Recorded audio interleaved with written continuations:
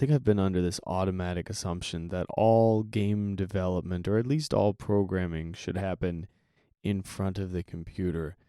And I find myself wanting to question that assumption, especially now.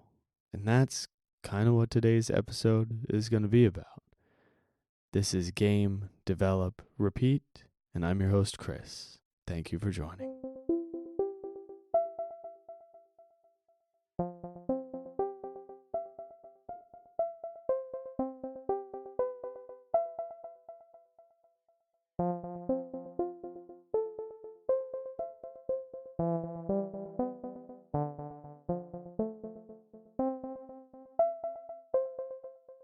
How much tabletop gaming have you done?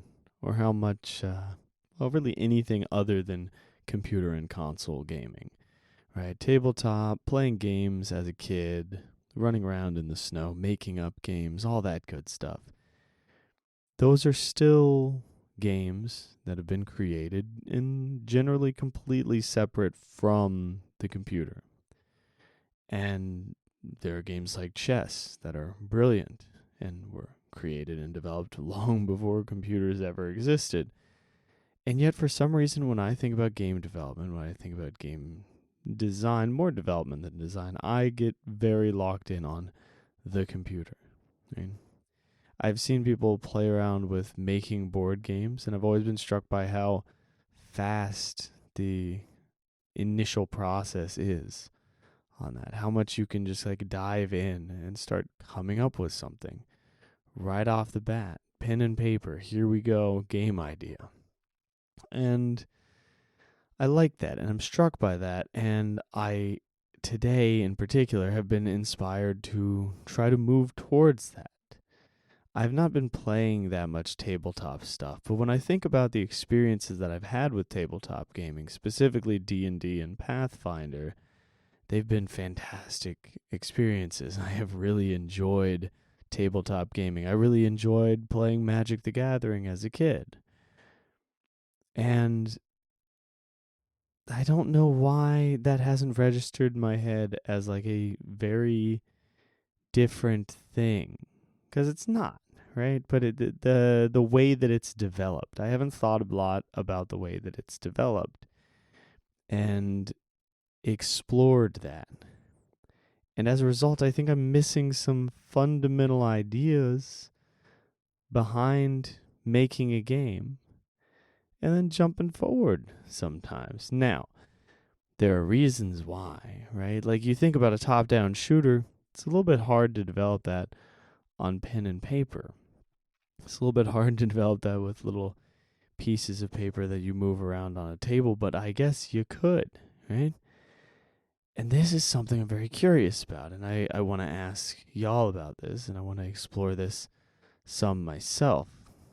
But in terms of the games that I've played, which ones most easily translate to this physical development process? Which ones can I pull all the code out of there, not worry about art assets, and give it a play test just on a table, and then turn it into a game? Can I do that with a shooter of any variety?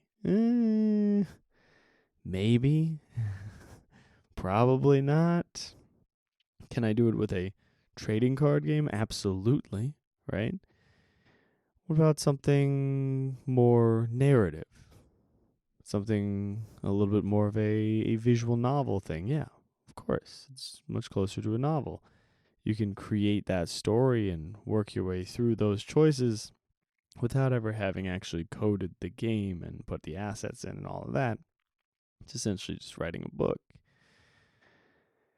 But then you get into something like a racing game. My brother reminded me of a game that you could play with grid paper, where you have acceleration and it helps you get through turns and around turns, and you have to figure out how fast you can go so that you don't run into the wall of the racetrack that you've drawn on this grid paper. And that made me go, oh yeah, there's a lot more possibilities here than I realized. So let's briefly try to brainstorm on that a little bit.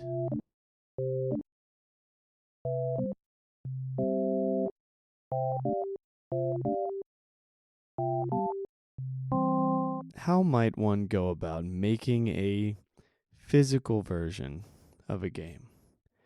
A quick prototype just using pen and paper. Well, one, you can use little scraps of paper for pieces, move them around on a table, and quickly iterate in terms of even something like level design, right? Maybe the level design tools that you've been using on the computer are not actually the best level design tools.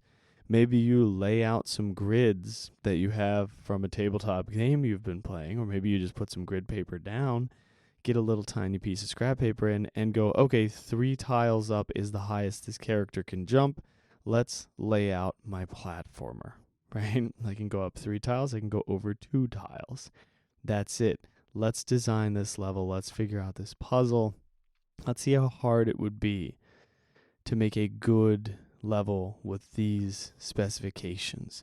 My platforms can only be this wide. And what is the challenge in this? And can you make it more of a puzzle thing, or is it just a visually appealing level? Is it a level that you can look at and go, oh man, if I move this paper as quick as I can, if I jump here, how hard is that going to be? What blind spots are there going to be? I don't know. It might inspire you to make a different kind of platformer if you try to make it on your table first.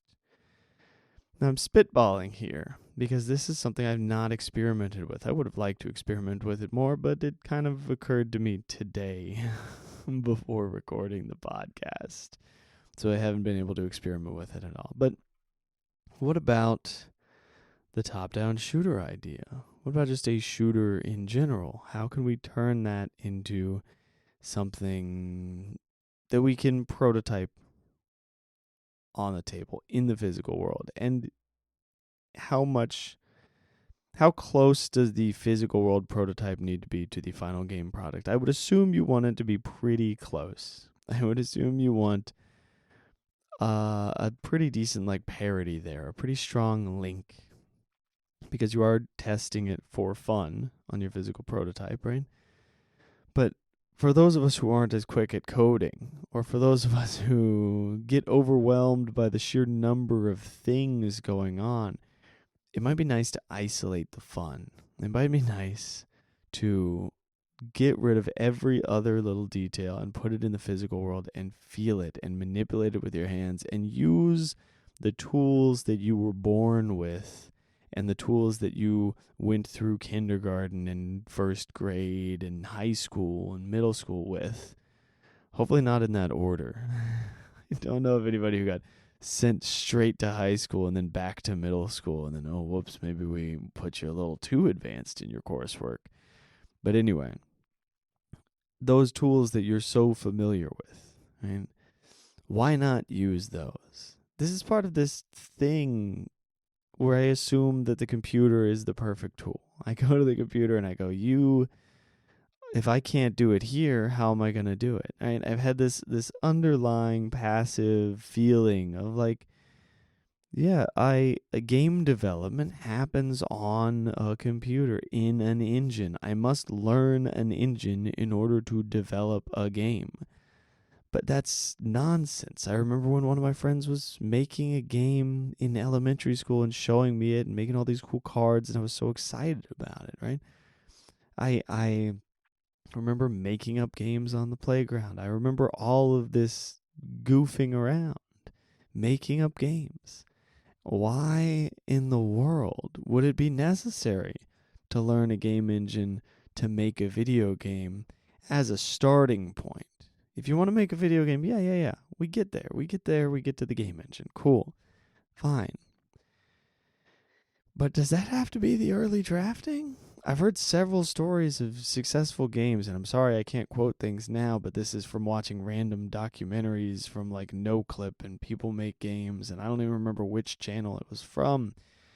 But I've heard stories of prototype games that were purely just a physical game that everybody was testing out in the office, right? Things that game developers were playing physically before they turned it into a digital game that never even turned into board games, right? So I hear these stories and then I go, oh yeah, okay, cool. Well, I guess for their game that makes sense, but not for mine. Why not?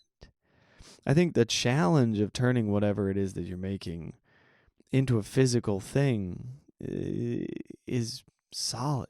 It's so easy to get locked in and caught up on all of the programming and the assets and the putting some juice on it and all of this other stuff and forget, is this fun? Forget all the little details that make it fun and look at the fundamentals of the game, right?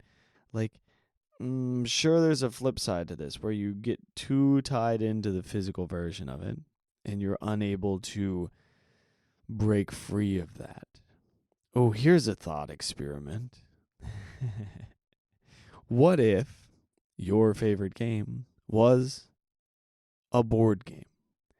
Not necessarily with turns, just something that you were doing on a board. Something that you were doing physically.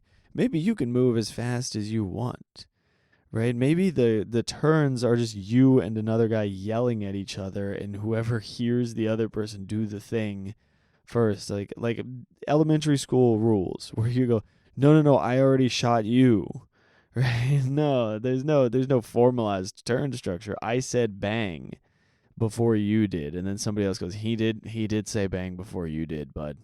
Sorry, but he did. And you go, well, yeah, but I deflected it with this thing. And then you go, oh, well, let me see your gear. Oh, I guess you did have that thing, right?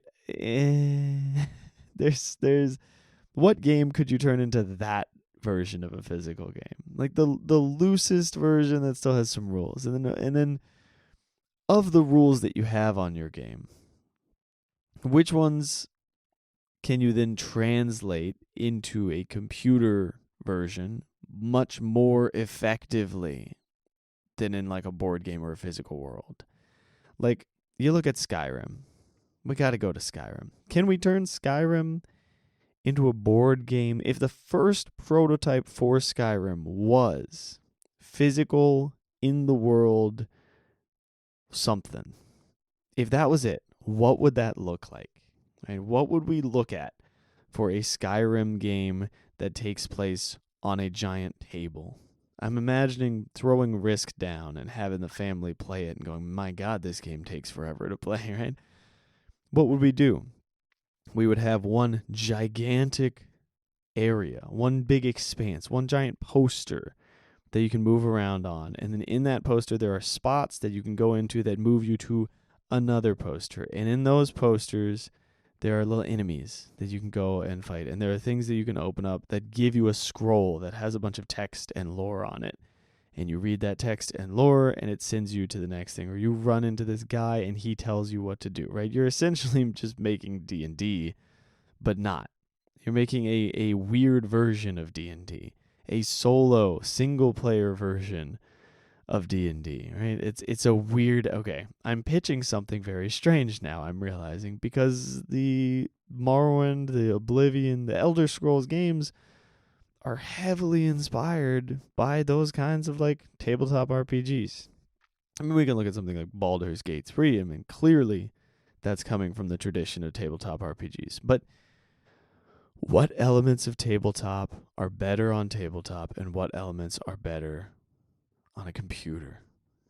That is a fascinating question, and I think it would be very fun to do a little bit of game development with those limitations and take something that is typically not a tabletop thing, make it tabletop, and then notice what it's missing and look at how you need to flesh that out and really, really find where it needs to be a video game.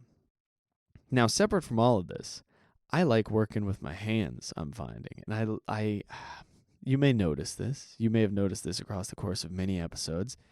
I have trouble sometimes thinking things through unless I manifest it into the world somehow. Maybe I need to say it out loud. Maybe I need to write it down. And when I write things down, I get an enormous amount of clarity, right? When I say things out loud, I get a decent amount of clarity. But when I write it down, it goes crazy. Now, for game development, I've not really explored this. I'll have a piece of paper that I do some game design on, but I have never really dug deep, you know? I've never put out the whole big sheet of paper. I've never created a game board and explored that physically.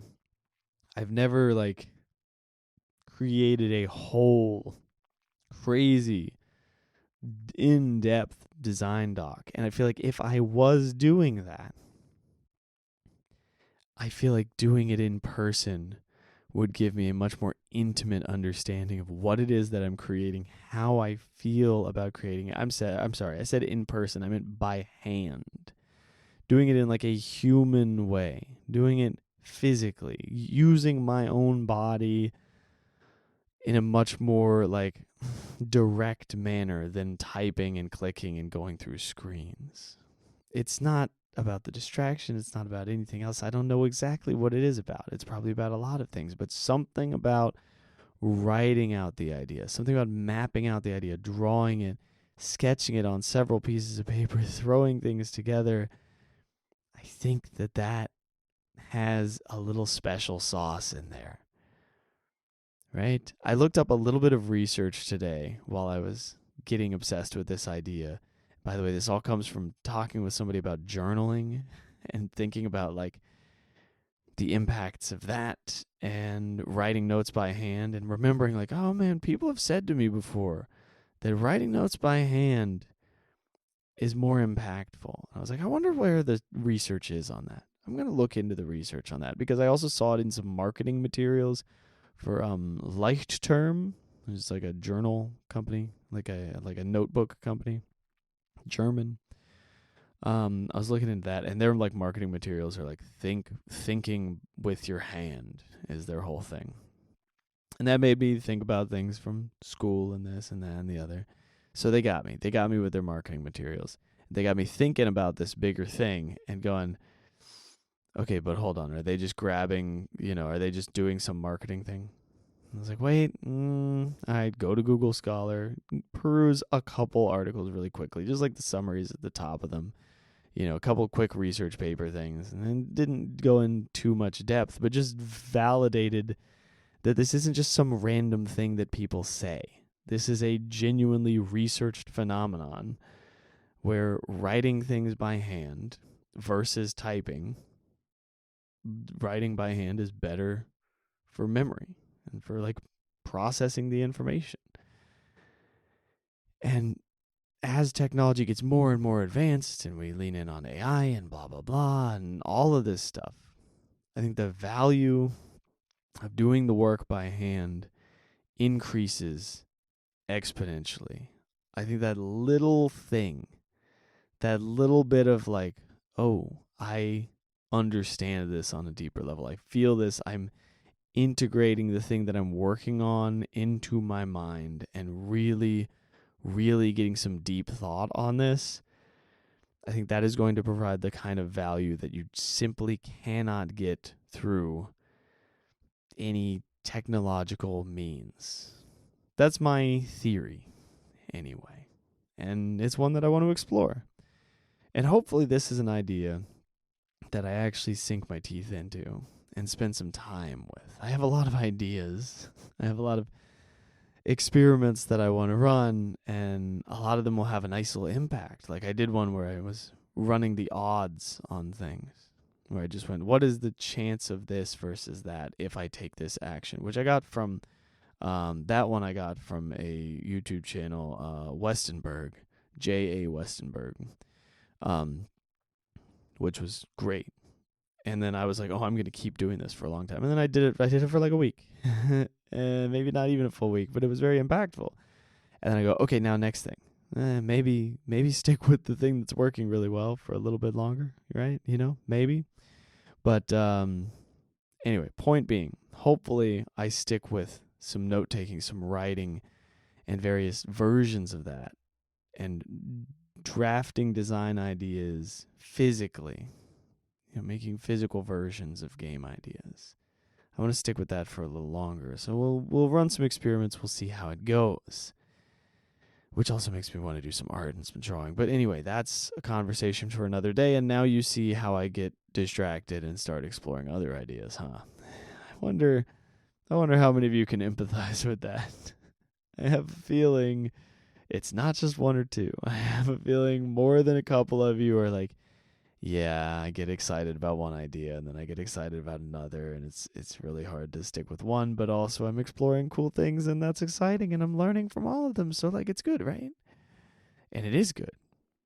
And also sometimes, there's a lot more juice to be squeezed out of that lime, and maybe you should use that, you know. Maybe you haven't gotten any of the juice out of it yet and you found a really good lime and now you're running around squeezing stones, and you should just squeeze that lime some more.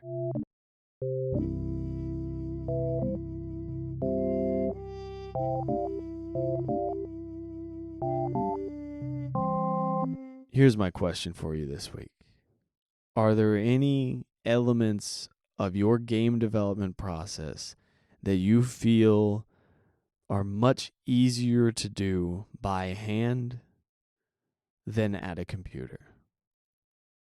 That's the question. Because I want to know if y'all have experimented with this already. I want to see what I can learn from you on this one big time. Because, boy, if I forget about this and then somebody pings me in the Discord and is like, oh, this is something that I always do by hand and it is so much better, blah, blah, blah, then I'm going to go, oh my God, I forgot about this thing. I got to try that. And it might just change the course of my game development. Sometimes one little idea can have a huge impact. So anyway, that's the question. Are there any elements of your game development process that you feel are way better if you do them by hand or away from the computer? That is everything that I have for you this week. I got to get some sleep. I will not. Next podcast episode is after Christmas. So Merry Christmas, Happy Holidays, and I will see you all after the holidays. Until then, get out there. If you feel like doing it, make some stuff. But, you're hanging out with the family, man. Chill out. Have a good time. But get out there, make some stuff, and have fun with it. I'll see you in the next one.